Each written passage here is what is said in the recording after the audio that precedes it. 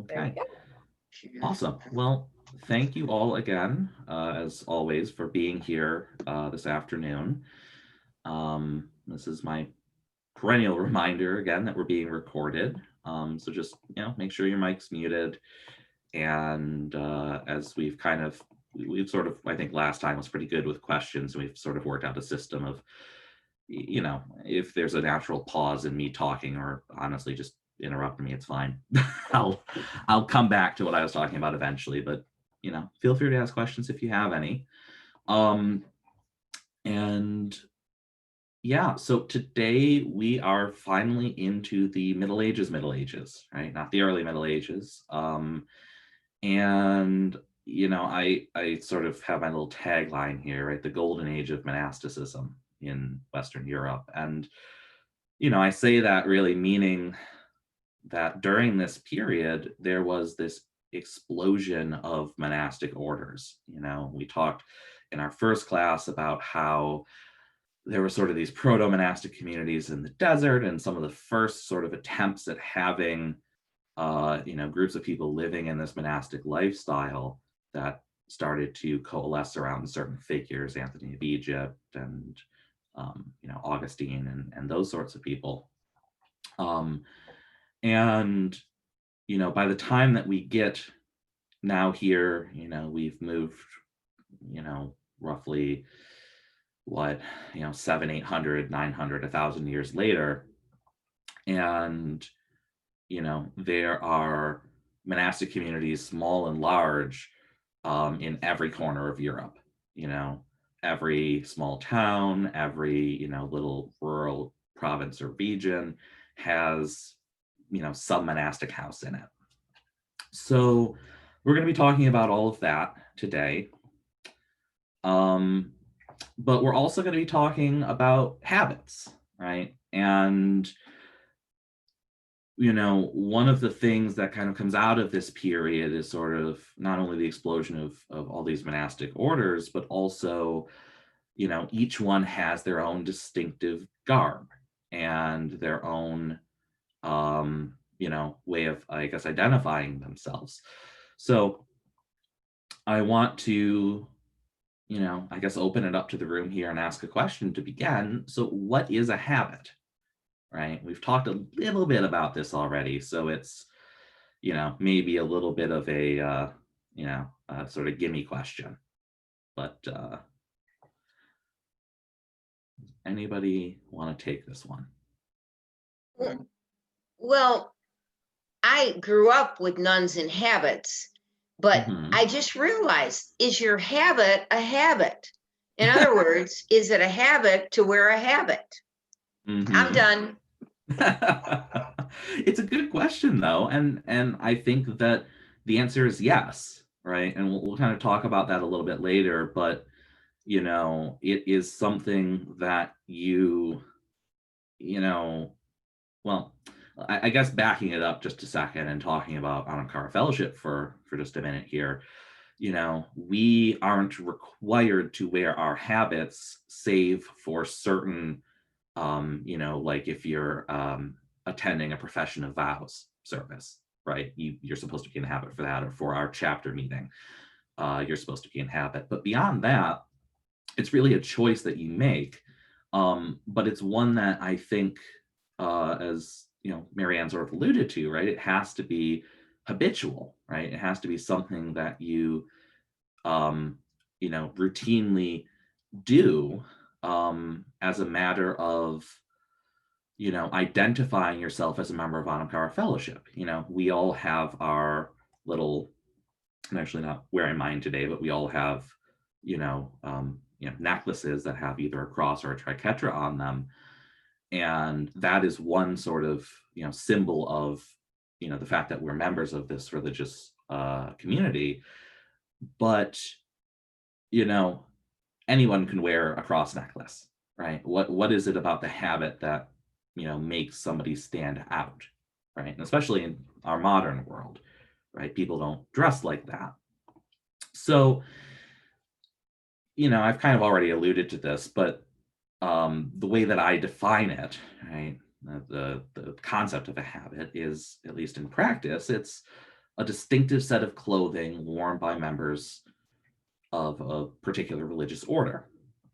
And it's often taken up by prospective monastics once they become novices, right? So you might have a period of in Anakara fellowship, it's we call it aspirancy.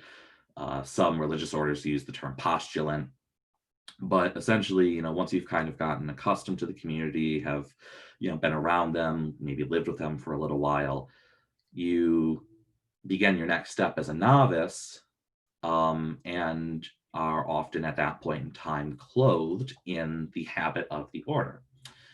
So, it is, I think, on a fundamental level, it's a question of it being a distinctive set of clothing that sort of identifies monastics. But on a deeper, sort of, more spiritual level, right? It is, an outward sign of what it means to live the inward life of a monastic. And I guess what I mean by that is to say, again, drawing on Ankara Fellowship because it's the example that I'm most familiar with, when I eventually, God willing, and the community consenting, take my vows, I will be vowing myself to simplicity, fidelity, and obedience, and, promise to live in accordance to the community's rule, and to live in the spirit of the charisms of hospitality, generosity, compassion, and love. Now, that's all fine and well, and I can say that, but me wearing the habit is indicative of those things to other people, right? So, it's not just an I know it thing, but it's a now other people know that, I'm wearing this habit. This is the sort of person that I am, right? And, I think it's a reminder to the individual monastic themselves that it is a question of, I'm taking on this habit, I'm wearing this is a part of my being, this is a part of, who and what God has called me to be. And, a reminder to act in accordance with that. So that's kind of my spiel there. But we're talking about all of this sort of stuff historically, right? So the next logical question then is, what is the historical origin of the habit? And this one is a little bit of a gimme too, because we've talked about this a little bit already. And if you recognize the guy on the right here, you might know the answer. So does anybody want to take a stab at it?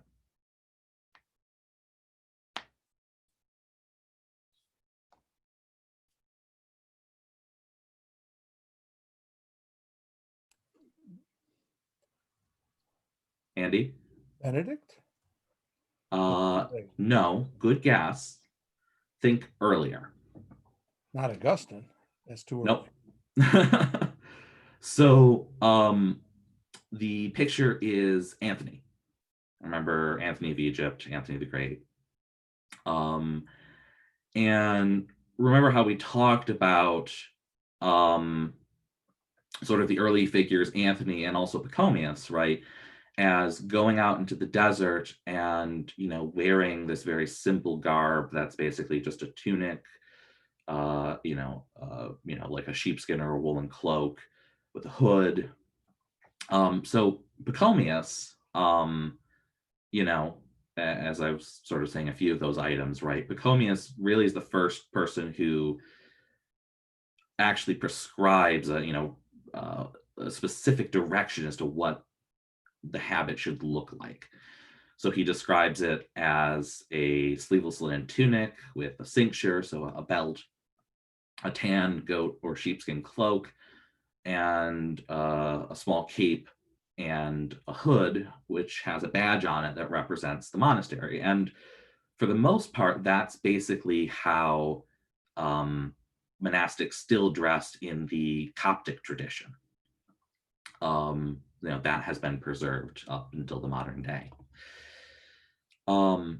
Something maybe more familiar to us, and to Andy's point, Benedict is a good answer for that as well. Benedict in his rule describes, the garment, similarly to the way that we might understand, what a habit consists of today, right? You have a tunic, a cowl, a scapular, which is, sort of the cloth thing that goes over the tunic. We'll see a couple examples of that in coming slides. And Benedict also describes the habit as being, variable based on climate, right? So if you live in the north, maybe something a little bit heavier wool. In the south, in the Mediterranean, maybe wearing something that's linen. But he says, the cloth can really be anything, any color, as long as it can be purchased cheaply. And the point is that it's not ostentatious. It's not meant to be this sort of fancy and regal looking thing. It has its roots in peasant clothes, right? It's the clothes of the working poor of the time, right? And we'll talk about that a little bit today too, as we talk about sort of the origins of, we've kind of mentioned it briefly, I think, Trappist monks making beer and things like that, right? The agricultural production that comes out of a lot of these monastic houses in the Middle Ages. But they're wearing their habits while working. It's not, liturgical vestment, right? It's work clothes. So let's dive into the actual meat and potatoes of the figures and movements and whatnot that we're going to be talking about today, and we'll touch on the habit as we go. So last time we talked about the Benedictines, and we talked about how the Benedictines and the rule of St. Benedict sort of became the norm for Western Europe. Does anyone remember who the figure was that made the Benedictine rule the norm in Western Europe? Charlemagne. Yes, there you go. You got it. So Charlemagne, distributed the rule of St. Benedict across his realm, and basically decreed that it would be the standard by which other monastic communities should form themselves around. Now, jumping forward a number of hundreds of years, right, from sort of the early Middle Ages into, what we would call the High Middle Ages, these communities that were founded in the time of Charlemagne had been around, had sort of grown up, had matured, but there were people that were unhappy with the direction that they had taken. So one group that sort of splintered off from the Benedictines was known as the Cistercians.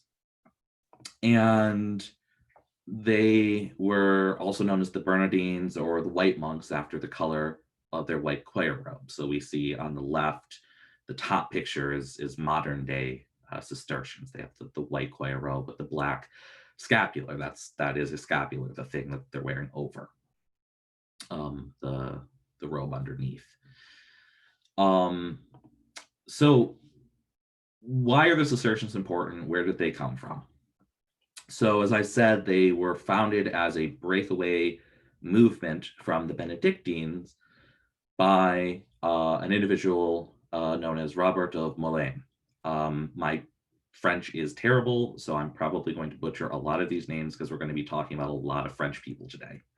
But in any case, so Robert was a Benedictine monk, and he came to believe that the Benedictines had become lax in their adherence to the rule of St. Benedict in its sort of original, literal reading of the rule. He believed that the rule called for strictness, as well as for simplicity that wasn't being followed by his fellow monastics. And he sought to sort of blend this literal reading of the Rule of St. Benedict with the sayings of the Desert Fathers and Mothers, again, drawing on this early church tradition that we talked about previously. And he wanted to combine those two things together to live in, a manner that he believed was more befitting of a monastic. And part of that also revolved around this sort of reduced liturgical focus and a shift to a more, a focus on manual labor, right? So, for Robert, what was more important wasn't necessarily, saying mass, doing those sorts of things. Yes, they were still going to pray the office, as we talked about last time. They were going to pray the liturgy of the hours. But focusing more sort of like the Desert Fathers and Mothers on a more, austere and penitential sort of lifestyle. The idea being that, I'm going to pour myself into manual labor, as sort of a means of prayer and of glorifying God. So one of the other things that kind of came along with this was that Robert, in the eventual Cistercian order that he would found, there were only so many people who were going to actually join the order and become monks.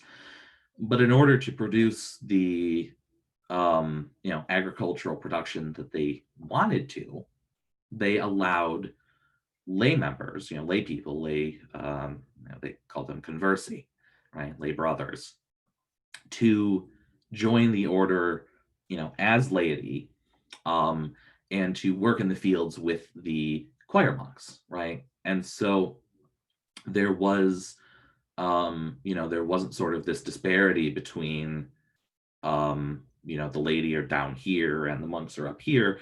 They were viewed as being on even footing. So those are sort of the main things that Robert introduced as he sort of founded this breakaway movement. And him and it was Robert and 20 other Cistercian monks from the abbey at Malame who went out and founded a monastery at C2, which is in the region of France that in Latin was known as Cistercium, which is where the order gets their name from. And this is all in the Burgundy and Dijon regions of France, sort of in eastern France. So in any case, let's talk, I guess, about a little bit more about Robert in detail, and then also two other figures who are really important to this Cistercian movement, one of whom is English. So, another connection kind of to our Anglican roots and, the English church here in our discussion of monasticism in France. So Robert lived in the the early 1000s up through the turn of the 12th century. And as I said, he was a monastic, a Benedictine at the community at Malame. And he actually, funnily enough, after leaving Malame and founding the community at C2, was actually asked by his former community to, come back to them and sort of, serve as abbot of that community as well. And they promised that they would sort of, that they would follow his new interpretation of the Benedictine rule, right? And that they would also become Cistercians. So it's just, I find that interesting that, he leaves the community and then they say, well, wait, you're onto something here. So that's Robert sort of in a nutshell. Stephen Harding who, again, is a rough contemporary of Robert and was actually one of the monks who left with him, one of the 20 that left Milan,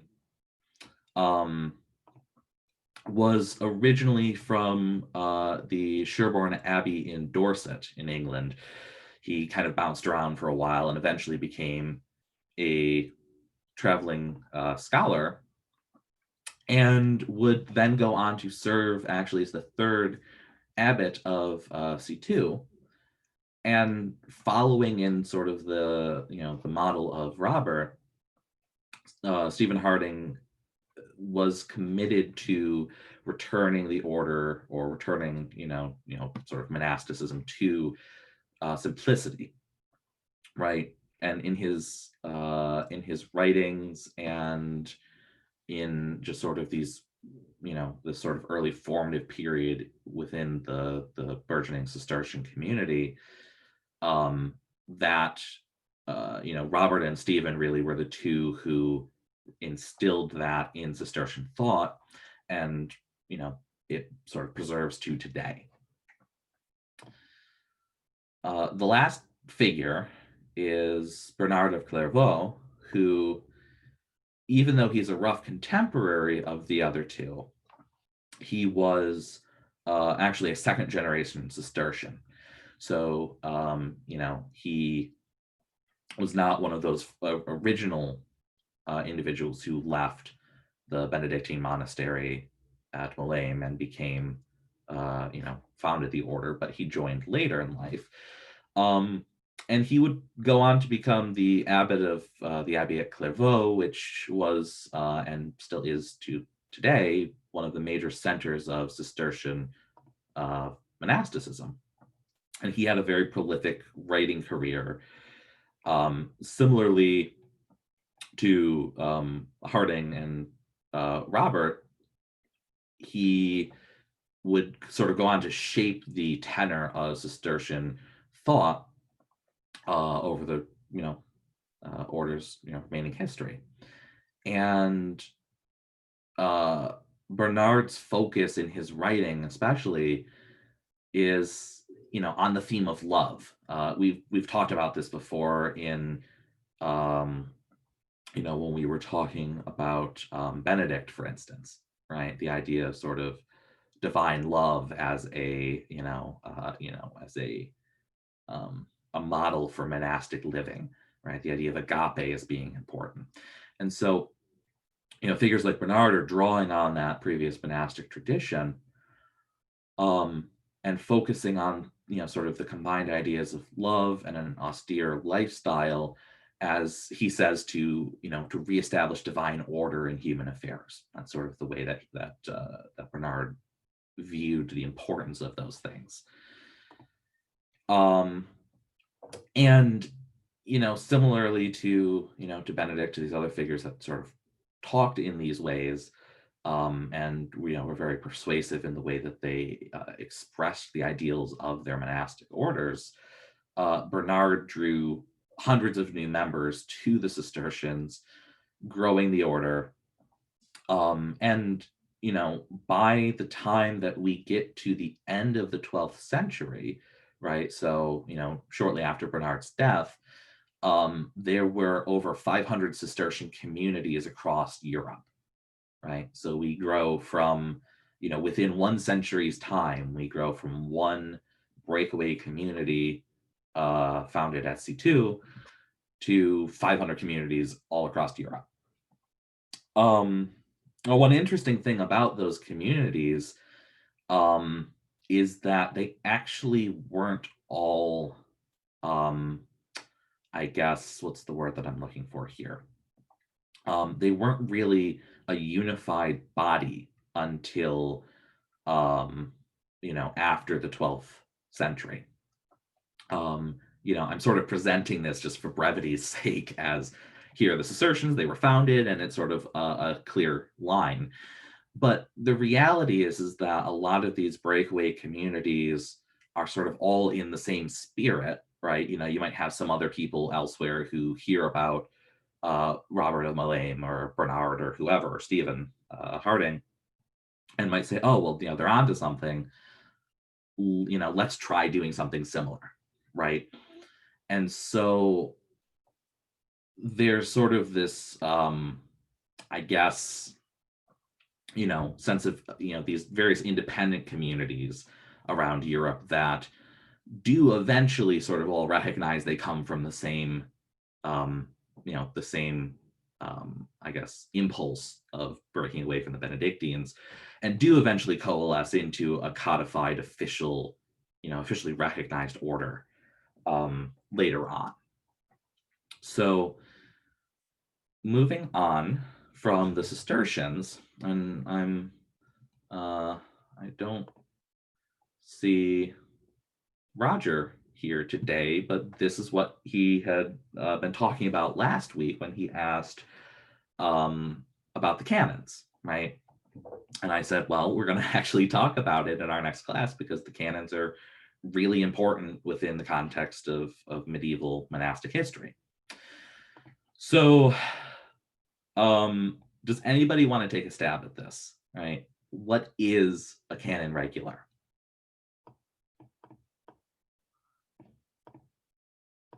And it doesn't have anything to do with actual cannons, like the ones that go boom.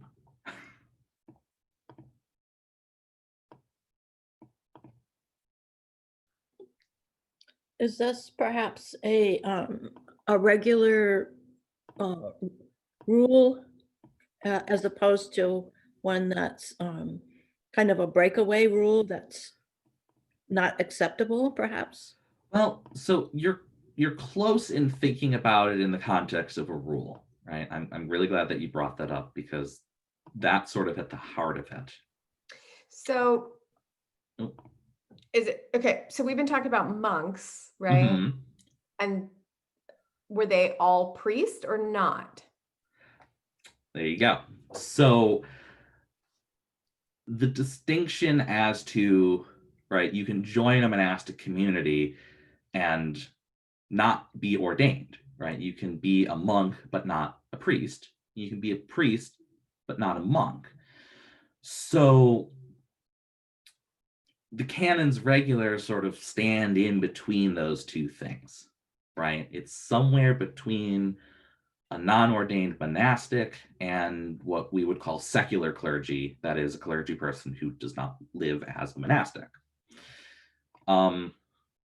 Erasmus, the philosopher and thinker Erasmus, describes them as a median point, right? Another way of thinking of it, right, might be a group of priests who are organized into a religious community, right? So they're distinct from monks who were later ordained as priests, right? So the order of operations matters here, right? If you become a monk and then are ordained later, right, that's different than somebody who is an ordained clergy person who then begins living as a monastic. Now, there is a bit of a sort of asterisk here, right? Which is that canons regular are technically not monks, right? They technically live as priests according to a shared rule, but they aren't the same as a sort of traditional monastic order. One way that within, I guess, the Episcopal Church that we might understand this is thinking about like an intentional community, right? If any of you know what an intentional community is, I have a priest friend who is in Philadelphia, but he for a while was part of an intentional community with I think 2 other priests, and essentially they lived together, right? They had a rectory space that they lived all together in. They prayed the office together. They lived in accordance to sort of a community rule that they had, but they weren't recognized by the Episcopal Church as a monastic order or a religious community, right? They were a group of priests who were intentionally living in a certain lifestyle, and so in that sense, we could say they lived, a life similar to that of a monastic, right? So, and that's sort of the point here, right? So when we talk about, sort of, I guess, Augustine sort of puts it that it's a question of sanctitatem et clericum, right? So it's sanctification, living the life, of a monastic, right? Just we've talked about sanctification before, but also living the life of a cleric, right? That of preaching and teaching, administering the sacraments, right? So blending of those two things into one. And that's exactly what that next slide or next bullet point says. One of the other interesting things, and this is why this is so important to medieval history, is that they were often attached as sort of a canonical ministry was often attached to individual parishes or to cathedrals or things like that. The reason that that's so important, and I think I might talk about this in another slide in the future. I can't remember off the top of my head, but in any case, the reason that that is so important is, right, we were talking about like the Cistercians and their focus on agriculture just a minute ago. That requires land, which requires money to purchase the land. It requires, manpower. It requires, livestock for sake of, there's no tractors, right? You have a horse-drawn or an oxen-drawn plow. You need specialized farm equipment for processing wheat, for making cheese, for making beer, whatever it might happen to be that you're doing. And so all of that requires a lot of resources, a lot of capital to start. And a group of canons, right, could be 3 people, 5 people, 2 people, right, that are attached to a parish and sort of living out this intentional life of with this monastic character, and also ministering to that particular parish that they're assigned to, but not not having to go and toil in the fields and sort of live that kind of lifestyle. So it was very easy to send a couple of Canons Regular to a place and to have this little pocket of monasticism without all of the expense that comes along with running a farm, right? So this is another question that is a bit of a trick question, and I like my trick questions. But does anybody have any ideas as to who or where or what sort of the origins of the Canons Regular are? And I will give you a hint that we have talked about one of the figures that I think is maybe not the technically correct answer, but probably in the spirit of answer is correct. We've talked about one of these figures previously.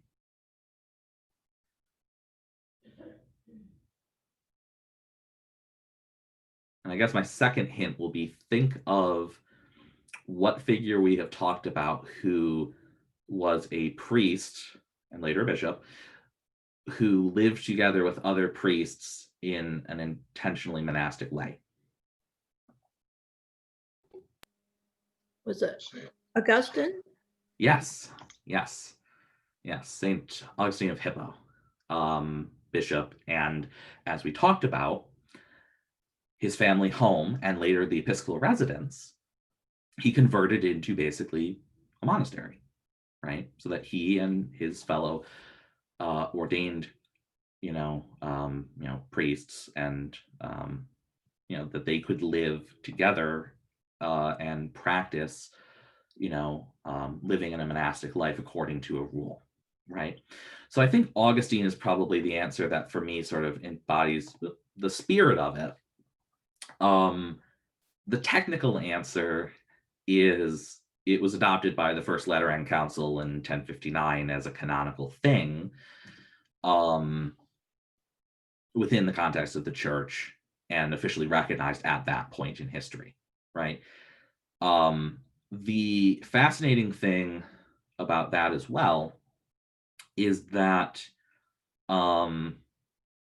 we will get to this in our next chapter when we talk about the Reformation, but Martin Luther was a canon, right? He was a what they called Austin canon or Augustinian canon or black canon.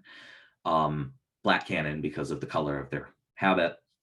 They were black, all black. Austin or Augustinian canons because the Lateran Council decided that they should all of the canons should adhere to the rule of St. Augustine.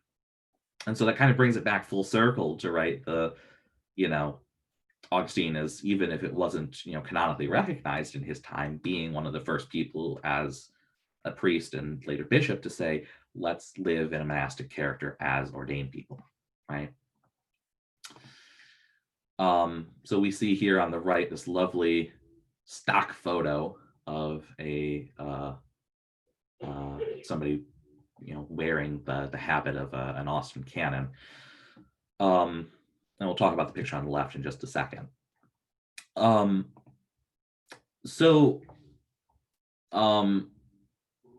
We talked about sort of the Cistercians and this desire of reform, right, during this period, to want to live a more austere life, to return to simplicity.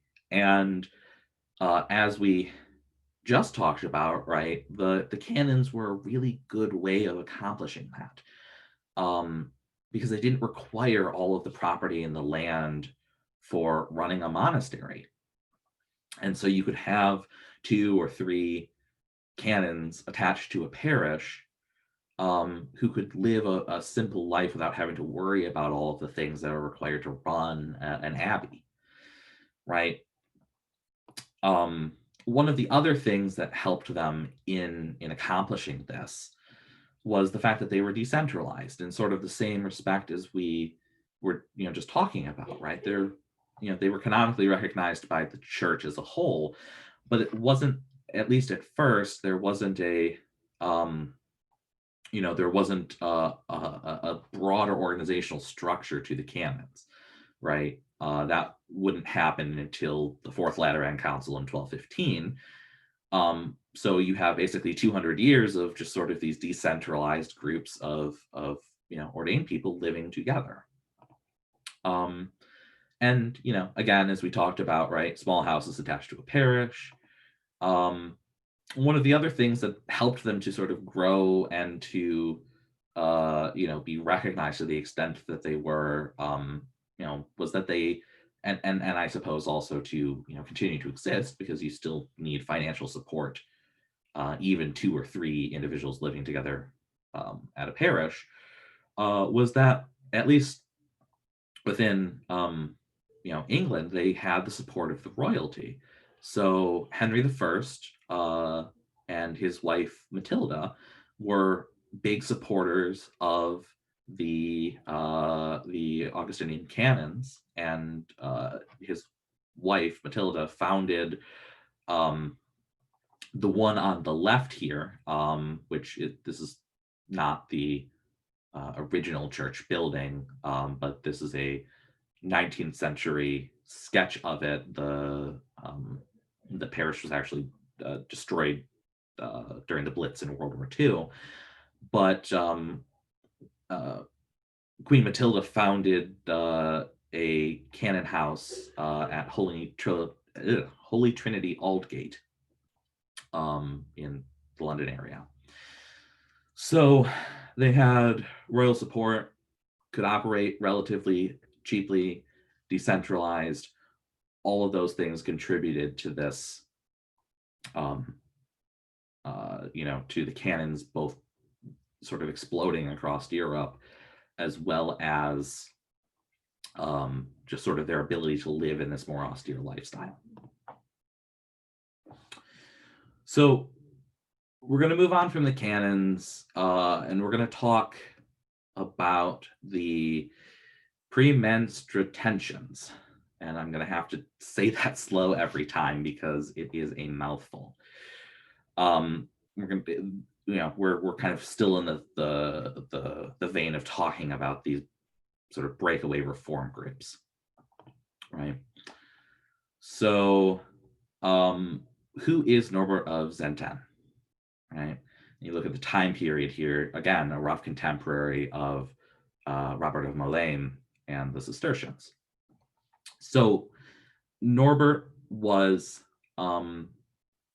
a clergy person who had attempted to reform the clergy of his hometown in the same sort of respect as Robert did, and had failed at that, and so he became an itinerant or wandering preacher. And sort of out of his experiences of being a wandering preacher, he decided that the best course of action to achieve the reforms that he wanted were to found a religious order. And they are named as such, the Premonstratensians, after place that they were founded, which is in Premontre, in France. So, again, we're kind of using some terms interchangeably here, but they were Canons Regular, right? In the same sense, they weren't, a monastic order per se, but they were a group of canons that were then recognized as canons. And, they're, in this sense, they're separate from the Austin canons, right? In that, they're, for one, known as the white canons as compared to the black canons, right? And they have their white habits, as you see Norbert wearing in the picture here. But, they sort of also spread from, I guess, Norbert's vision of what the order, what he wanted them to be. And, again, sort of there's this focus on, we'll get to that in just a second as to what his vision for the community was, but Norbert would eventually become the Archbishop of Magdeburg in what's now modern-day Germany. And, at the time, it was still very much so pagan territory in Europe. And so, the influence of Norbert and sort of the influence of his reform ideas caused, the Premonstratensians to, again, explode in number over the course of the 12th century. So what specifically did Norbert want out of the community? So he describes, his vision as a mature community, both contemplative and active, right? So we've talked about contemplative prayer before. We've also talked about monastic, communities as serving the world, right? And so he wanted to embody both of those things, imitated the apostolic life. We've talked about, the origins of that, right? With Augustine, both as, being prayerful, praying the divine office, and also as being pastoral, right? As canons, right? As priests. But he wanted them to function more apart from society than as a part of it. And this is one of those things that we see in a lot of orders, that there's sort of this tension between how inwardly or outwardly focused should we be. And we'll get to that a little bit more when we talk about the Mendicant Orders in just a second here. We're going to talk about the Franciscans and the Dominicans. And there was, especially with the Franciscans, there was a lot of tension, even during Francis's lifetime, about how much should we be inwardly focused and how much should we be, focused on service. But in any case, so there's sort of your two groups of canons here. The other interesting thing about the Premonstratensians, similarly to the Cistercians, is that it was open to, after it had been founded, right? And again, it was founded as a group of canons, but as it expanded, it became open both to laity and clerics alike. And in a similar vein to the Cistercians, right, there wasn't sort of this pecking order or hierarchy within the order. And this actually would sort of serve as the template for the Mendicant Orders, for the Dominicans, the Franciscans later on, who, in a similar vein, admitted both laity and clergy to their orders. So we've been talking about them for just a little bit here, but what are the Mendicant Orders? And what does mendicant mean, right?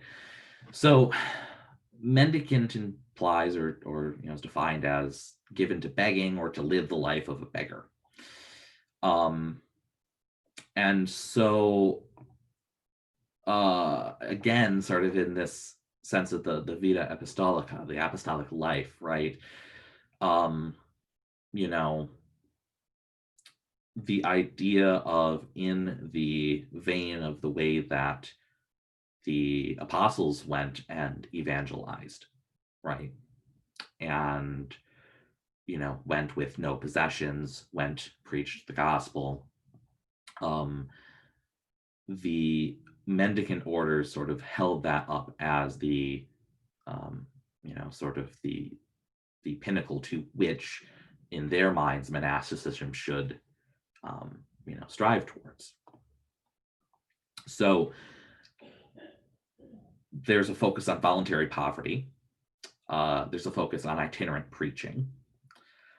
And again, as we kind of have been talking about, this sort of tension inherent in this of both a radical separation from the world and earthly possessions, while at the same time expressing a deep sense of mission to the world, right? And you can maybe sort of imagine how this would cause tension, in the sense that, if you're trying to formalize a rule, right, how do you exactly do that within the context of nobody can own anything? How do you do that in the context of we don't necessarily live at a monastery, an abbey, a convent, whatever? We, travel and preach, right? So it would become something that St. Dominic and St. Francis would grapple with, and at least in Dominic's sense, he would attempt to sort of apply, again, echoing back to, think Pachomius and his military service, right? Sort of this military-esque style of centralized, internalized, and organized structure that would, provide a foundation for these other, quote unquote, apostolic orders in the coming centuries.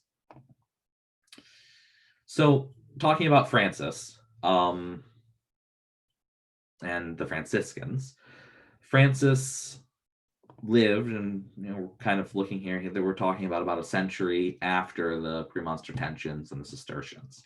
Born in Assisi, in Italy, to a cloth merchant, right? Came from a fairly wealthy background. And as we've seen with a lot of these sort of early monastic figures, Francis had a military background. He served in the military on a number of expeditions as a young man. But again, sort of as a common theme with a lot of these early monastic founders, after hearing a sermon on the commissioning of the 12, right, think about this sort of sense of apostolic ministry, he obtained a woolen tunic, a rope belt, and started wandering the countryside and preaching without a preaching license, I may add. That was one of those interesting sort of things about the medieval period, is that you needed to be, I suppose even in the way that we deal with, preaching today, right? You need to be properly trained and accredited to do so. But Francis went out and started preaching in the Umbrian hillside. And over the course of time, he accumulated a number of followers to him who wanted to live in a similar lifestyle, and they took up residence at a leper house in Umbria. And it was during this time that Francis developed his regula primitiva, primitive rule, which we don't actually have in full today. It doesn't, it was not passed down to us in its original form. But essentially the way that it has been summed up is as follows, which is to follow the teachings of our Lord Jesus Christ and to walk in his footsteps. It was a very simple rule, right? And open to a lot of interpretation. So only a couple of years after he went out into the countryside, he was eventually allowed by Pope Innocent III in 1210 to found a new order.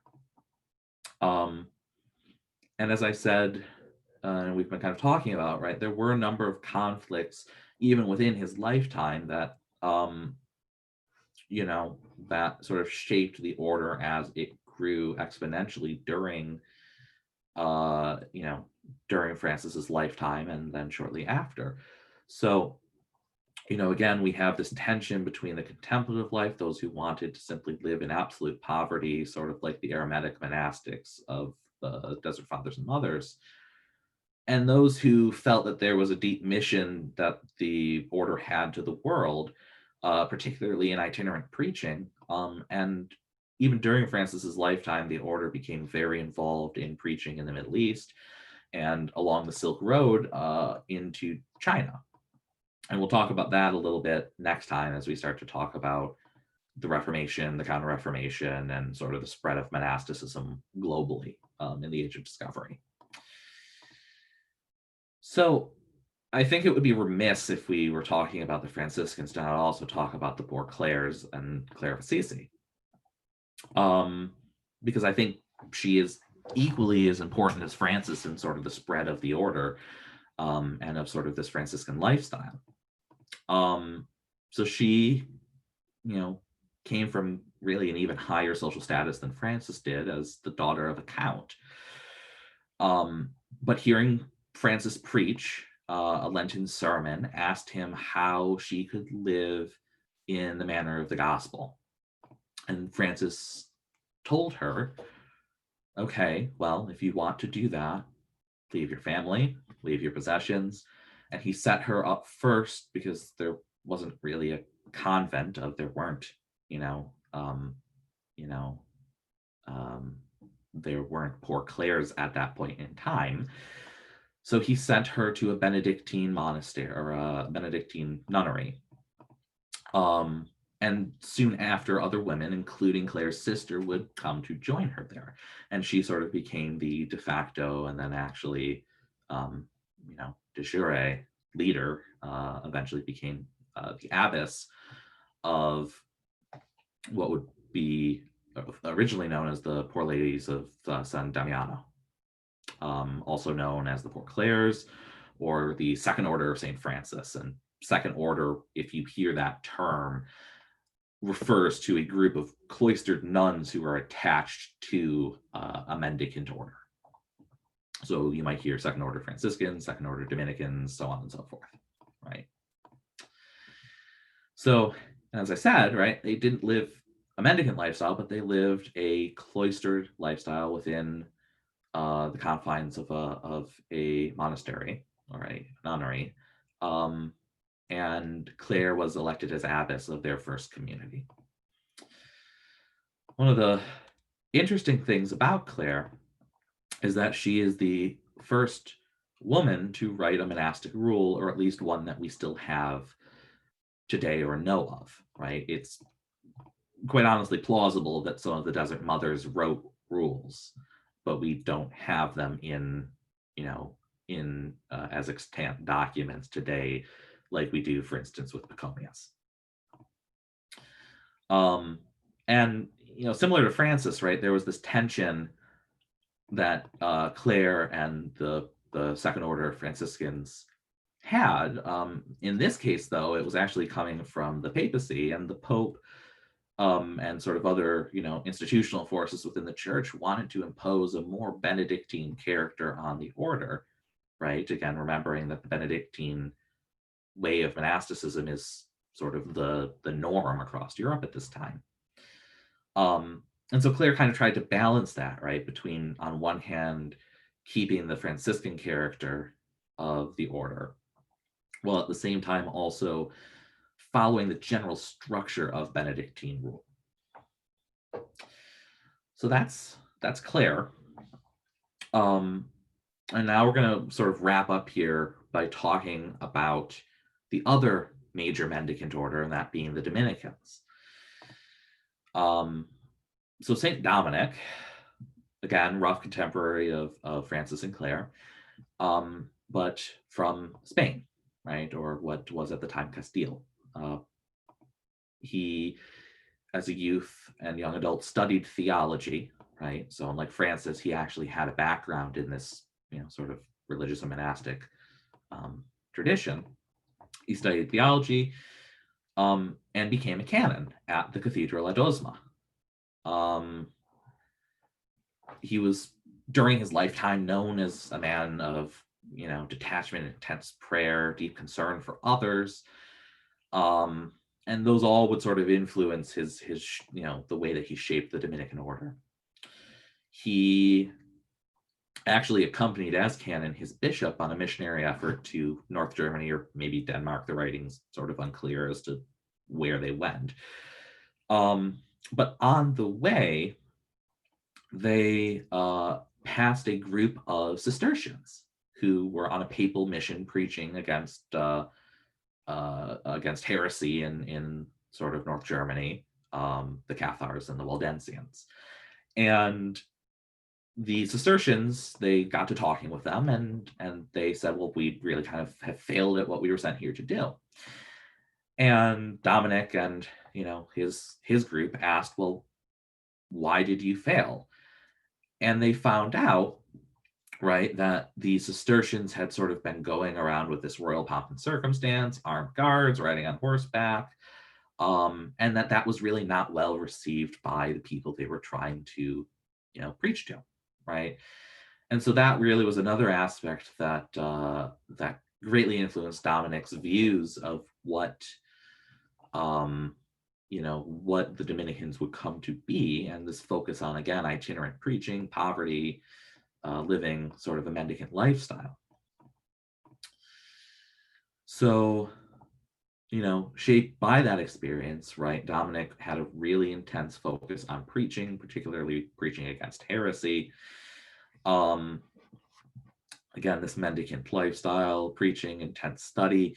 One of the things that Dominic also sort of insisted on was theological education. And he writes that theological education was an indispensable prerequisite to the order's mission of preaching, and even insisted that at all chapters there were, there was to be a resident lecturer in theology to instruct the monks in, in living, in their preaching, instructing them in theology in order to help them in their preaching.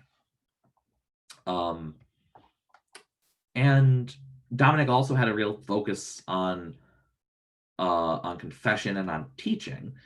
And this sort of led to two things. The first being a number of confession manuals. I don't know if any of you are familiar with the idea of a confession manual, but essentially it's a document that guides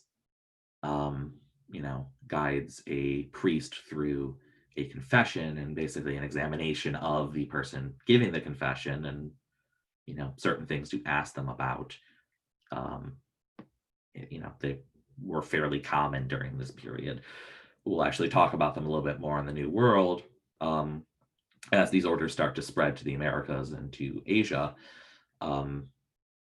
But as for teaching, the Dominicans were really the main teaching order up until the time of the Jesuits in the 16th century.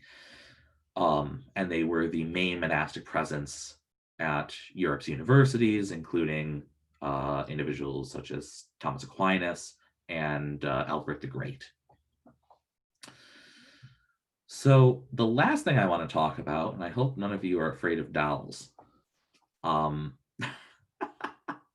So this actually, this was a suggestion that Lizzie had that I put in here, because we're talking about habits. And there is probably nobody who, if you're not familiar with Northern Michigan, you have no idea where or what this is.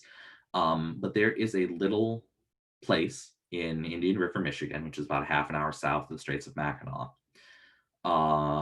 that is the National Shrine of the Cross in the Woods. And at that shrine, there is a little museum in the basement of nuns in habit. And I remember going there as a kid, and Lizzie and I have been there. It's just a really sort of, it's weird, but it's fascinating. There was apparently this one woman who started, dressing up her dolls in habit, and she, I think, collected like 250 dolls in total and donated them to this museum. And so there they are today, and you can go there and see sort of all of the different.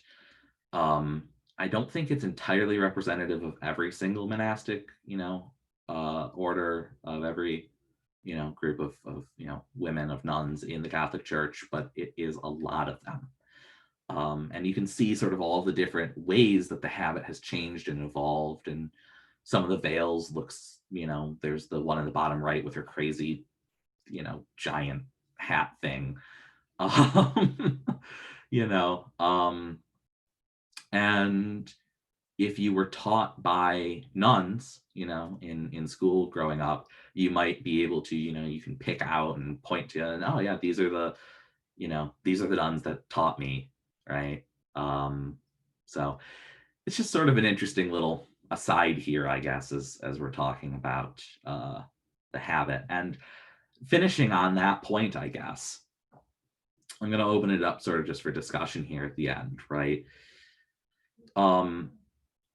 This isn't really a thing that I have my own answer to it, right? But what is a habit, right? We kind of talked about that already. But how did the various monastic orders use the habit to define their identities? We talked about that kind of at the beginning, like Ankara fellowship, the idea of wearing the habit as an expression of your, of your calling as a monastic. But how do you think some of the other orders, right? How did the Mendicants versus the Benedictines versus the Cistercians, right? What was, versus the Canons, right? How did the habit sort of identify the character of what these monastics, monastic orders were about? If you think of the Franciscans, they're going to be very simple, because they took a vow of poverty. Right, exactly. Yeah, I think that's a really good point. And I mean, Francis's first habit was literally a rough woolen cloth and a rope. I think the habit's also indicative of whether they're cloistered or whether they're out in the world and what kind of work they do. For example, if you were a nun working as a nurse, you would need a little more wiggle room than some of those habits provide. Right. So yeah, absolutely. And I mean, you look at the different styles of habit, and some of them are far simpler, right? Some of them have less, dangly bits or things that could get caught on something, and some of them are more formal, right? And I think you're absolutely right, Barbara. I mean, there are certain orders that are more focused on service, that are more focused on going out into the community, being, whether that is as nurses or school teachers or whatever it might happen to be. And there are others who lived a more cloistered lifestyle within the confines of a nunnery, right? And living a life just of contemplation and prayer. I have a question. Yeah. Does the nuns I know from St. Vincent's, they were always in white. So does white indicate nursing? Like the bottom center picture, right, or bottom left, although she's got a pink. Yeah, I think she has a pink alb, and she has a white scapular over it. Yeah, and then I remember seeing Mother Superiors that were more like in the upper row, the third nun from the left, more stern. But it seems to me I saw a lot of nuns in white at St. V's. Right.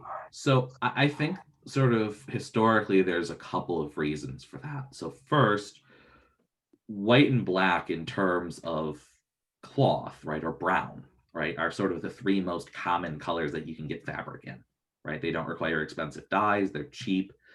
So I think that's, from just sort of a practical standpoint, the reason that a lot of orders that were founded in the medieval period, right, went with those styles of, those colors to their habits, simply because they were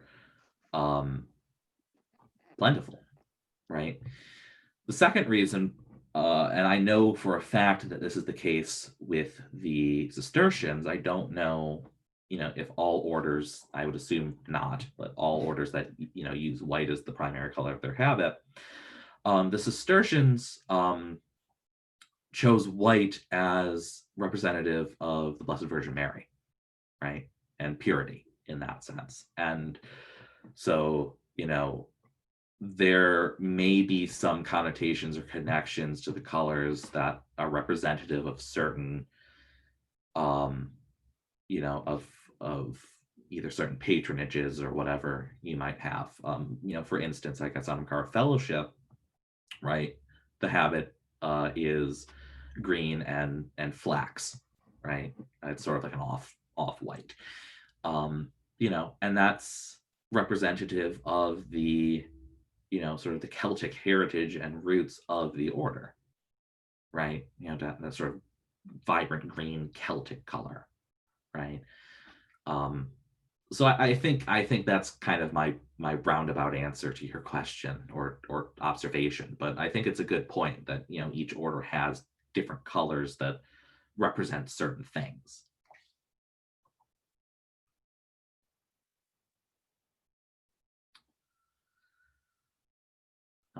Does anybody else have any other questions?